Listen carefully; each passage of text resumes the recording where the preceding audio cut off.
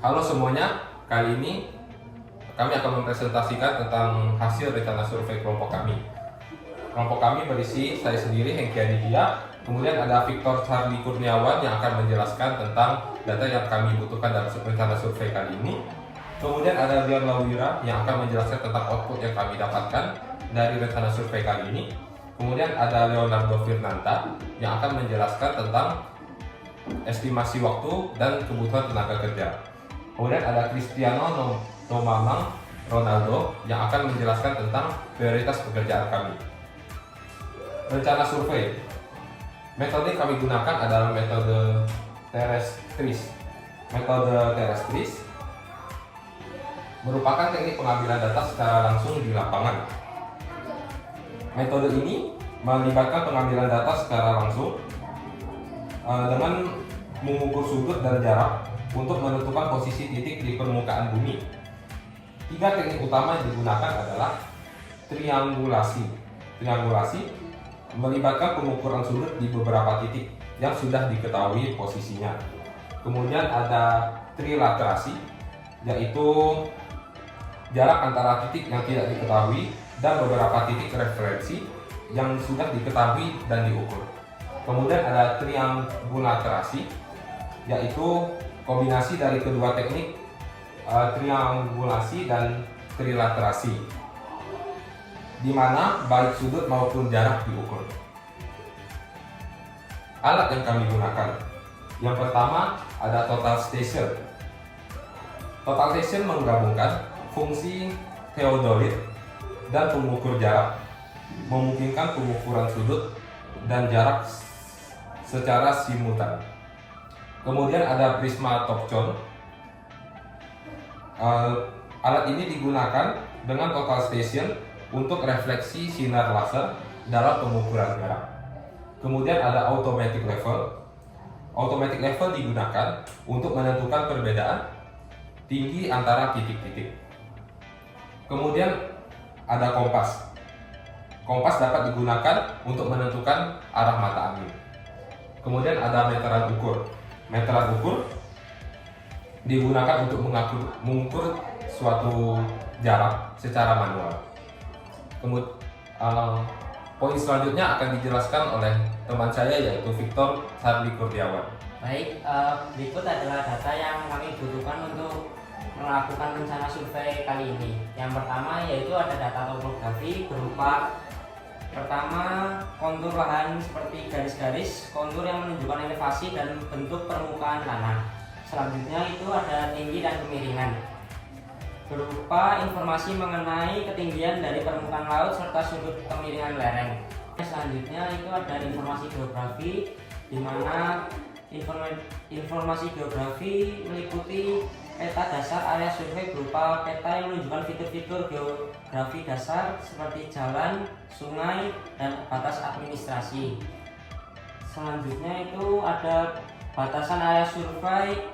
Area survei berupa definisi jelas tentang wilayah yang akan disurvei, termasuk koordinat batas dan area yang akan dipetakan. Baik, selanjutnya itu ada data lingkungan, di mana data lingkungan itu dibagi menjadi 2. Yang pertama itu kondisi cuaca, di mana kondisi cuaca itu meliputi informasi mengenai cuaca saat survei dilakukan, termasuk suhu, kelembapan, dan kemungkinan curah hujan yang akan terjadi. Dan yang kedua itu aksesibilitas lokasi. Aksesibilitas lokasi itu berupa evaluasi mengenai kemudahan akses ke lokasi survei, termasuk kondisi jalan dan transportasi. Ya, selanjutnya itu ada data kebutuhan survei, di mana data kebutuhan survei itu dibagi menjadi 2. Yang pertama, tujuan survei itu menjelaskan tujuan survei seperti pemetaan, pengumpulan data untuk membuat peta topografi, peta penggunaan lahan. Yang kedua itu pengukuran volumetrik, di mana pengukuran volumetrik itu menghitung volume material seperti tanah atau batuan untuk tujuan konstruksi atau pertambangan. Baik, selanjutnya itu ada koordinat titik referensi, berupa titik-titik kontrol geodetik, titik-titik yang telah ditentukan secara akurat dengan sistem koordinat geodetik yang diketahui dan yang berfungsi sebagai acuan untuk pengukuran lebih lanjut.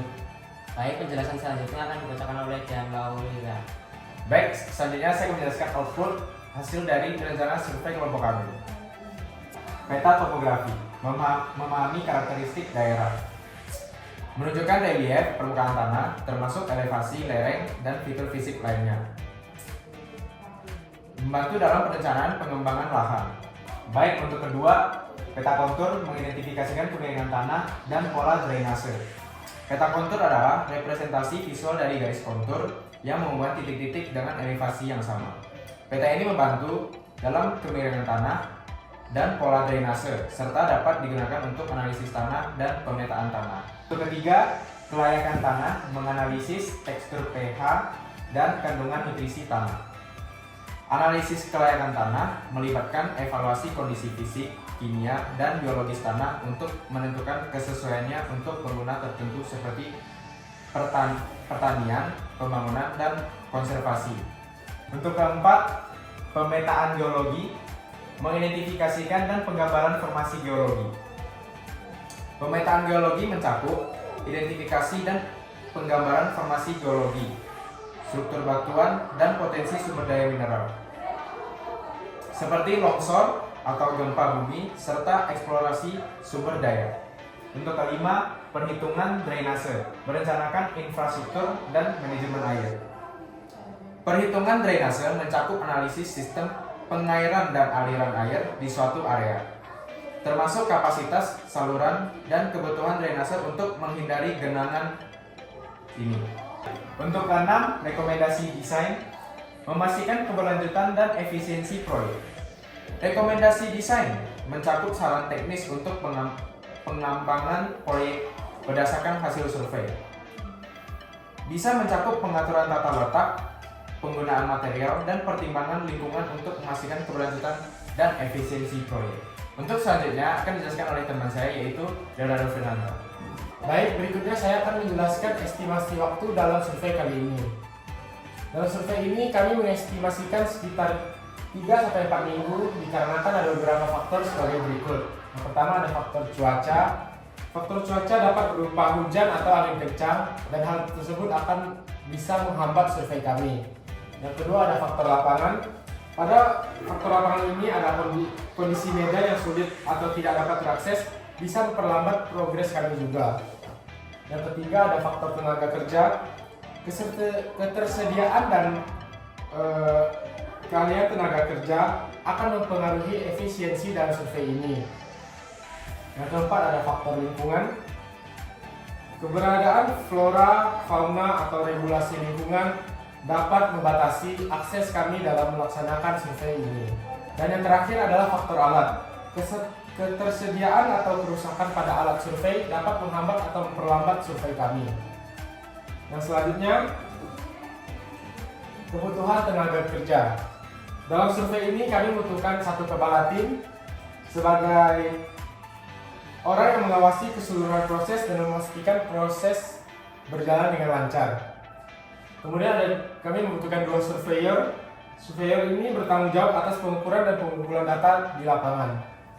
Selanjutnya ada 2 asisten surveyor yang akan membantu 2 surveyor ini. Selanjutnya ada 2 teknisi pemetaan. Teknisi pemetaan bertugas untuk mengolah data yang diperoleh menjadi peta atau model. Kemudian ada teknisi perawatan.